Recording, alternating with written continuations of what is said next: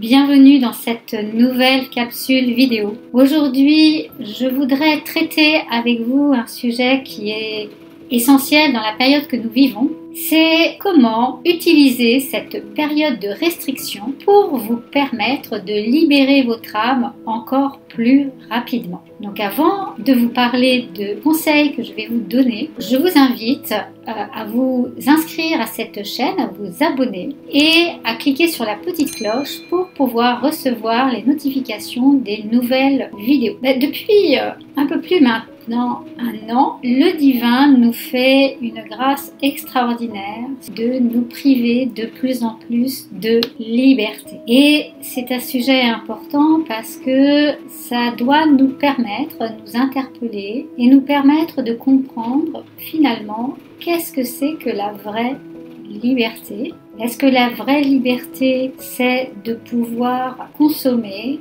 dépenser, avoir des loisirs, ou est-ce que la liberté est quelque chose de bien plus profond, simplement un état d'être?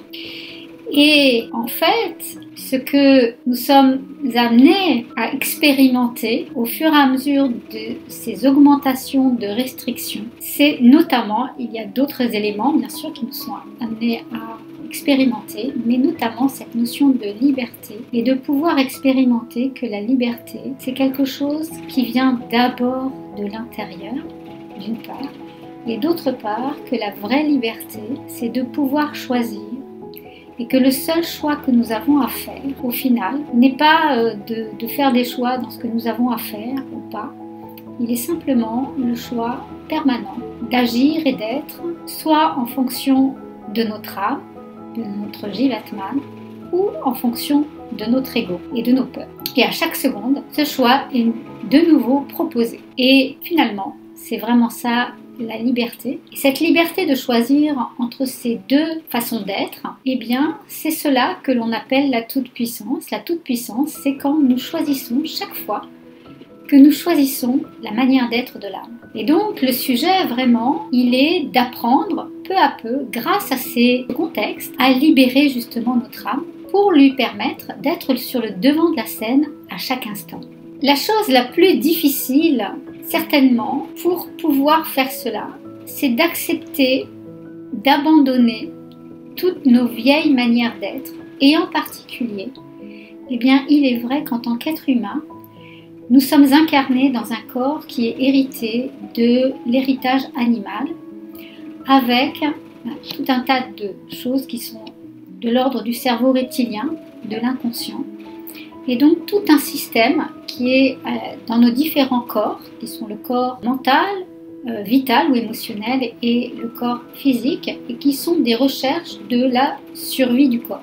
Et alors ça, c'est un gros frein, effectivement, par rapport justement à la libération de l'âme, parce que, eh bien, la libération de l'âme, ça veut dire abandonner tout ce vieux système de survie, ce vieux logiciel qui est inscrit dans notre corps et qui, au final, dans cette période-là, eh bien, on est invité, en fait, à le quitter complètement. Alors comment on fait cela? La première chose à faire, eh bien, c'est d'accepter de faire le deuil de toutes nos vieilles façons d'être. Donc, avant même, bien sûr, de faire ce deuil, il faut accepter de faire le deuil. Et ensuite, eh bien, effectivement, de passer par les 5 étapes du deuil. Eh bien, les différentes étapes, eh bien, en fait, finalement, ce sont des étapes émotionnelles qui nous permettent de quitter tout attachement à quelque chose, à du passé en général. Donc, eh bien, c'est la tristesse, la peur, la colère, le marchandage, et enfin la 5e étape, eh bien, c'est, alors souvent on dit l'acceptation, moi je dirais plutôt l'accueil, l'accueil de ce qui vient, et ce qui vient, c'est toujours l'inconnu. Donc ça, c'est vraiment la première chose que je vous invite à faire, et de regarder dans votre existence, eh bien, qu'est-ce qui encore dans ces 5 étapes accroche, qu'est-ce qui vous accroche en fait encore à cet ancien monde. Il n'y a pas de jugement à avoir là-dessus, c'est simplement de prendre la température finalement, de faire un état des lieux de là où vous en êtes dans ce deuil de l'ancien monde. Mon deuxième conseil pour cette période, ça va être de quitter toutes ces notions de bien et de mal et de commencer à percevoir le monde, eh bien, finalement en tant que fait. Et quand vous avez un jugement, ça c'est du bien, ça c'est du mal, cette personne-là fait du bien ou cette personne-là. Et bien simplement de voir que finalement c'est simplement une pensée, une émotion ou même les deux qui ont été activées à l'intérieur de vous. Donc si vous restez jusqu'au bout de la vidéo, je vais vous donner des éléments pour que vous puissiez aller plus loin et puis pouvoir vous exercer bien sûr sur ces différents conseils. Donc je vous invite à rester avec moi jusqu'au bout de cette vidéo pour que vous puissiez avoir accès à ces exercices. Mon troisième conseil, eh bien, ça va être en fait de commencer à sortir des vieux schémas du mental et toutes ces lois en fait qui sont liées au mental. Une des choses les plus difficiles, et je vais vous donner une astuce par rapport à ça, c'est de sortir de ce qu'on appelle le triangle de Karpman. Le triangle de Karpman, c'est la vision du monde où vous avez en fait une relation tripartite entre d'une part la victime, donc le bourreau, et puis le sauveur. Et si vous regardez bien, si vous êtes vraiment honnête avec vous, il y a toujours au moins un domaine de sa vie, un domaine ou un endroit, où même si on a commencé à évoluer par rapport à ce triangle de Karpman, où on a commencé à prendre sa responsabilité, de ne plus voir le monde en termes de bourreau et de victime, eh bien il y a toujours un endroit où quelque part on continue à se plaindre de son sort. Et donc ça, c'est à nouveau revenir sur le triangle de Karpman et je vous invite à nouveau à ce niveau-là de prendre le pouls, de prendre la température et d'essayer un petit peu de regarder quand, dans les moments où vous ne vous sentez pas bien par rapport à une situation, par rapport à un contexte, si vous n'êtes pas en train intérieurement, en fait, ou votre émotionnel n'est pas en train de se plaindre de la situation ou de voir que il y a un méchant en face qui vous martyrise ou quoi que ce soit. Ça ne veut pas dire que la situation ne doit pas être changée, c'est pas ce que je suis en train de dire, mais c'est la perception de la situation que je vous invite à transformer. Et ça c'est important parce que ça va vous permettre de sortir effectivement petit à petit de toutes ces vieilles façons de penser le monde. Alors j'en viens à mon conseil suivant qui est quand on quitte le mental, comment on va finalement percevoir le monde. Et là je vous invite vraiment pareil, le plus souvent possible à vous accrocher à ça. Eh bien c'est que nous avons une autre fonction à l'intérieur de nous, une fonction qui se travaille. Pour certains d'entre vous, peut-être vous la travaillez depuis longtemps, pour d'autres pas du tout, pour d'autres vous ne l'avez pas encore rencontrée. C'est vos perceptions intérieures, on pourrait dire comme ça, ou vos ressentis. En tout cas, vous avez un lieu à l'intérieur de vous qui se trouve derrière le chakra du cœur, qui est le lieu du Jivatman, de l'âme, et qui est un lieu qui perçoit le monde et qui observe en fait en permanence qui vous êtes, ce que vous faites, vos pensées, vos émotions, etc. Simplement, souvent, on n'en est pas conscient parce qu'on est absorbé par, justement par le fonctionnement de notre corps. Et donc, je vous invite désormais, le plus souvent possible, quand vous vivez une situation, de vous placer, de vous concentrer sur cet espace à l'intérieur de vous, derrière votre cœur, et d'essayer d'observer le monde, d'observer la situation à partir de ce lieu. Et ce lieu-là, c'est le lieu du témoin, c'est le lieu de l'observateur, c'est cette autre conscience qui est là en permanence et qu'en Occident on appelle l'âme. Un autre conseil que je vous donnerai pour cette période, qui est peut-être un peu plus difficile, mais qui est pourtant essentiel, c'est de commencer à agir comme si le nouveau monde était déjà là. Vous allez me dire, oui, mais c'est difficile, c'est compliqué, parce que j'ai plein de contraintes dans ma vie, j'ai plein de choses, etc. Et voilà, et si peut-être, je prends des hypothèses, peut-être dans le nouveau monde, il n'y aura plus de problème d'argent, il y aura... C'est vrai.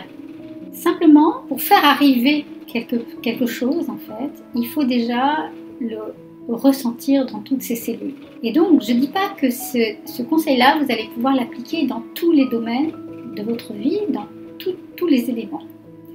Mais il y a, si vous réfléchissez bien, dans vos journées, des moments où vous pouvez soit simplement faire une visualisation et le ressentir vraiment dans vos cellules de justement ce nouveau monde, ou bien commencer à agir comme s'il était déjà là. Alors ce deuxième aspect n'est pas toujours facile, j'en conviens. Je vais vous donner un exemple de moi, ce que je pratique depuis assez longtemps. C'est par exemple dans le Nouveau Monde, ce à quoi j'aspire, c'est que, il y ait des commerces locaux et que l'on puisse avoir des communautés et que l'on puisse en fait subvenir à ses besoins dans des rayons géographiques réduits, en fait, justement pour redonner un fleurissement, une floraison à une économie, ce que j'appelle de l'entre-nous.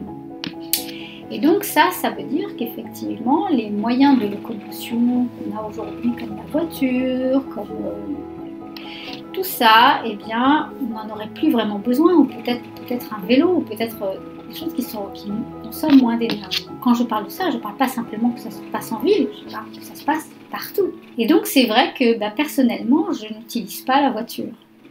C'est un choix, donc bien sûr, ça veut dire que il y a certaines choses que je ne peux pas faire, ou quand j'utilise la voiture, je l'utilise entre guillemets en collectif, c'est-à-dire avec des systèmes de covoiturage, etc. Pas simplement pour des raisons écologiques, mais pour des raisons de la façon dont moi je vois que le monde devrait être. Voilà, donc ce sont des choix, bien entendu, mais ces choix sont importants, parce que ce sont ces choix qui sont le fondement, en fait, de ce qui est à venir. Alors, je vous laisse réfléchir à la façon dont vous percevez ça et dont vous pouvez le mettre en place dans votre existence. Mais si vous le faites même sur une seule chose, eh bien, c'est déjà une chose que vous êtes en train de permettre d'advenir dans le nouveau monde. C'est une libération que vous apportez à l'ensemble de la planète et bien entendu à votre âme. Il y a un autre point, un autre conseil qui est absolument essentiel et dont on parle très très peu dans la libération de l'âme. Il faut vous imaginer que nous allons passer à toute autre chose et ce toute autre chose, eh bien, ça veut dire aussi la fin de l'être humain tel que nous le connaissons, en tout cas le corps que nous connaissons, parce que nous allons vers autre chose, mais cette autre chose nécessite que le divin, que cette puissance d'amour, cette puissance qui est du feu, puisse descendre dans les corps. Or, pour que cette descente, il faut imaginer que c'est une puissance colossale d'amour, il faut imaginer que pour que ça puisse se faire, il faut que les corps soient d'une force suffisante. Parce que sinon, vous ne pouvez pas accueillir cette puissance d'amour. Et moi, je vois trop souvent des personnes qui ont un corps qui est trop en faiblesse et qui, bien sûr, ont des pratiques, mais qui ne récoltent pas les fruits de cette pratique simplement parce que le corps n'est pas capable d'accueillir toute la puissance que la pratique pourrait leur donner. C'est la raison pour laquelle, en fait, les anciens rishis, par exemple en Inde, avaient créé ce que souvent on appelle le yoga, qui est en fait hatha yoga, enfin des yogas de position, hatha yoga, ashtanga yoga, qui permettent de renforcer le corps pour permettre justement que le divin puisse s'incarner dans ce corps. Donc il y a tout un tas de choses qu'on peut faire à ce niveau-là. La chose la plus essentielle à penser, c'est l'alimentation. Et ça, j'aurai l'occasion de vous faire d'autres vidéos sur l'alimentation et les modes de vie qui vont vous permettre de travailler ce point-là. Mais c'est un point que vraiment vous devez vérifier parce qu'il est absolument essentiel pour permettre à votre âme de se réveiller, de se révéler et puis de passer au premier plan. Alors, encore un nouveau conseil qui est de ne pas vous fier aux apparences. Alors ça, c'est plutôt un conseil de l'ordre de la foi. Ce n'est pas parce que le monde est en train de s'effondrer, de s'écrouler. Ce n'est pas parce que les choses sont et vont devenir certainement de plus en plus difficiles matériellement que l'avènement du monde spirituel n'est pas en cours. Simplement, il se voit moins pour différentes raisons, parce que les personnes qui le portent ne sont pas au devant de la scène, le plus souvent. Ce n'est pas forcément des personnes soit qui se montrent, soit qui sont montrées dans les médias, soit qui se montrent aussi dans les réseaux sociaux. Et que ce changement aussi, il vient de l'intérieur d'abord, et qu'il se manifeste, comme pour les conseils que je vous ai donnés là, dans des petits gestes, dans des petites actions du quotidien, tout d'abord. Mais que ces actions, c'est elles qui sont la toute-puissance et c'est elles qui vont apporter en fait de grands changements. Parce que finalement, en substance, si nous décidons de quitter ce vieux monde, et c'est ce à quoi je vous invite, forcément le nouveau monde apparaît. Et donc, petit à petit, ce travail, il est celui-là.